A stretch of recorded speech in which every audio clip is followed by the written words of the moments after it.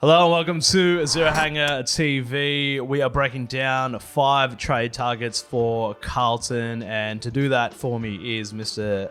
Mitchell Keating, our Chief AFL Editor. How are you, mate? Hey, Matt. Yeah, I'm good. Good. How are you?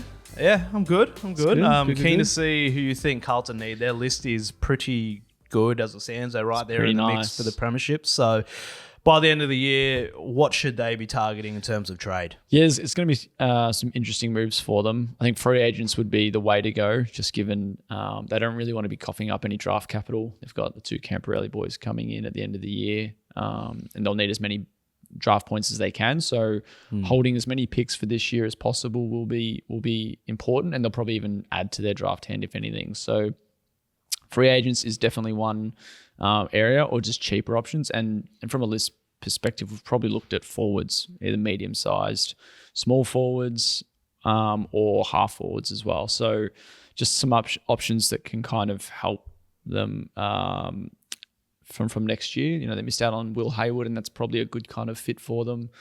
High half forward who can really push up, be a bit of an aerial threat, but also ground level, you know, once it hits the deck and after, you know, Charlie Kerner, Harry Mackay fly at it.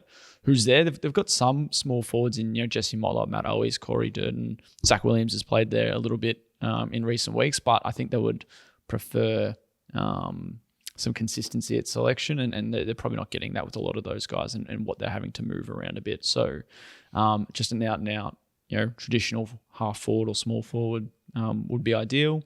And you add in the fact that Jack Martin's out of contract, and maybe they'd love to keep him, but at the same time, they might prioritise someone else, given his injury run at the moment. So there's a bit for them to consider, but we're mostly going to be just looking at forward options for them. Yep.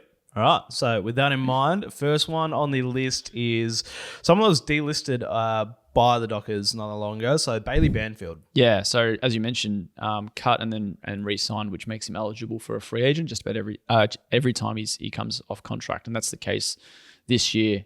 In a year that he's probably having his best season in purple as well. So his value is only going to be going up. He's from WA, so it would make it a bit harder to lure him out of Western Australia, but it's not something that the Blues have struggled with in the past. You know, they got Blake Acres 2 years ago, and at the same time, they've got a pretty strong WA crop of players. So, as mentioned, a move for Banfield would come at no cost outside of just their salary cap. Given his status as a free agent, I'd lean toward him staying at Fremantle, but he seems like a kind of nice fit as that third tall option. They've got Jack Silvani coming in next year, obviously back from injury, but I think he'd be a very nice fit, and might even give them some options to move Silvani back, or even, you know, Silvani just adds some depth to their forward third. So Banfield first on the list, as mentioned, an unlikely one, and no real flagged interest in Banfield this year. But given his status as a free agent and he's still off contract in the second half of the year, there wouldn't hurt to ask a question. Yep. Absolutely. So, speaking again of small forwards, probably the biggest and probably one of the best small forwards in the competition, and he's off contract, so he's probably going to make a lot of these trade target lists. Tyson Stengle. Yeah, obviously a big watch and one of the more talked about prospects this year. More of a small forward option than a half, like that corner taller half forward option, but from a pedigree perspective, he's number one on this list. Just given what he's been able to offer Geelong in the last couple of seasons, came in as a delisted free agent, All-Australian, 50-goal season in his first year, in a premiership year with Geelong. Bit impacted last year, a bit quieter, but had some injury concerns as well. And then he's bounced back this season in a contract season as well. So there's rightfully a bit of interest given he's an unrestricted free agent, and it's really sounds like highest bidder could actually be the ones who pull off the move for Tyson Stengle. Cats, you know, certainly going to do everything they can to keep him, but they've got a lot of list moves to sort this year, albeit he's probably a priority. But yeah, it sounds like there's going to be a few clubs that are interested. Carlton aren't one that have necessarily been linked, but you'd think that they're in the market for a small forward.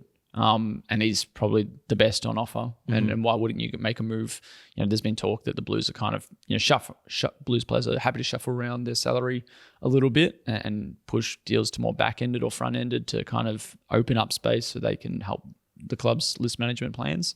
And if they have enough, and it's a big if, but if they have enough, then Tyson Stengle would have to be in their sights, just given, you know, the fit and how much of an impact he would have as a small forward in navy blue. So he's kind of the big money move on this list. It would cost a pretty penny just given what he might fetch on the open market, but it'd be a pretty big move for the Blues and one we've come to expect from them the last few years in the offseason. Stengle, Kerno and Mackay in the one forward line sounds amazing, but expensive. Yes. All right, so next one on the list, somebody I think is quite underrated, but I might be a bit biased because I'm pretty sure he's a Gippy boy, Ben Ainsworth. Yeah, another free agent, although restricted. So unless, what a rival club can offer Ainsworth isn't matched by the Suns, or if the Suns are happy not to match, I guess, and take compensation, then he wouldn't really cost them anything. That is the interesting one, though, is if Gold Coast will fork up a bid to try and keep him or force a trade.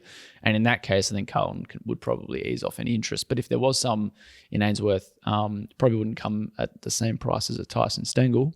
But there is, like I said, that risk of making a move and then potentially having to cough up some draft capital. And that's probably where Carlton would draw the line. But again, a very good fit and more of a high ground forward than a deep small forward asset. But very, very underrated player, it seems. And as you mentioned, Victorian option as well for them. So there could be that lure of going home.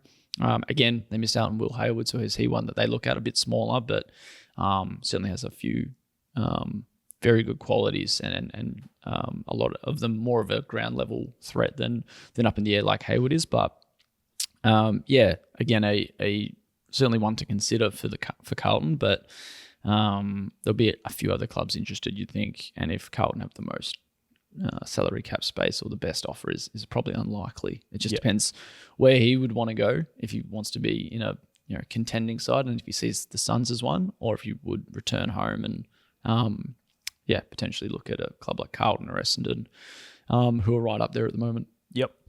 Next on the list, Connor Stone. So he has sort of struggled to find opportunity at GWS. So probably more of a cheaper option. Yeah, the next two are probably going to be some cheaper options. But in saying that, Stone is a former first-round pick and is rated quite highly at GWS. It's just a matter of how he fits into their forward line. They've got Bedford and Daniels and Green as those smaller options. Hogan, Riccardi, Cabin as the tall options. And then they've got Callum Brown, who's probably the most like for Stone, as that medium forward asset. Obviously it's made it quite hard for him to break into the side. He came in when Brown was suspended and got a glimpse. And that was, certainly him being rewarded for some strong VFL form. I think he had 16 goals in his first 7 games at the level. So off contract, at this point of the year when someone's yet to decide their future, it certainly might raise a question or two, and he'd be a great fit for Carlton. Obviously from Oakley Chargers, so a Victorian boy, so could consider that move as well. But another one of those medium-sized options. But again, not a free agent and a former first-round pick, so the value will be probably quite high from GWS's end. So it'll be quite interesting to see what kind of, asset Carlton might have to get up to bring someone like Connor Stone in, but drafted 4 years ago now. So, with just a handful of games, I think it's about 11 or 12 games under his belt over those 3 seasons. It's a bit of an interesting one if he was to move and what clubs would be willing to give up. And as mentioned earlier, Carlton probably aren't going to be keen to give up top-end draft picks at this stage. Yep. And last one on the list, so Jacob Konstanty, another Gippy boy actually, and so one that's struggled to sort of break into that Sydney side, that Swan side. Yeah, well, you can't blame them just given how they're going at the moment. Yeah. And some of their small forward options, like led by Tom Papley, are flourishing, and they get to roll through guys like Justin McInerney, Isaac Heaney will play forward. James Rowbottom rolls in at half forward, and then Sam Wicks is holding his own at the moment as well. So understandably, it is hard to break into that side, and he's yet to debut in his 1.5 seasons there, and that's probably okay. Take a bit of patience with some of your top picks. So he was a top 20 selection in 2022, and I think he's one of only a couple that haven't debuted yet, and he's also one of a couple who haven't re-signed to their rookie contract. So that makes it a bit interesting. And as you mentioned, another Victorian boy, but a bit like Stone, first round pick used on him would have the Swans rating him quite highly. It's just up to him if if he sees himself still having that fit at the Swans and a role there in the future, or if he wants a more immediate role somewhere else. So that'll be an interesting one. But again, if the Blues made a move, he might not be an immediate impact player, and that's probably something that they'd have to consider. So there's that they'd have to weigh up. But yeah, they had that move for Tom Papley a few years ago, which fell short. So would they kind of go for his successor at Sydney? Obviously, it wouldn't cost as much as he would back then, but they've got a lot less wiggle room this time around, the Blues.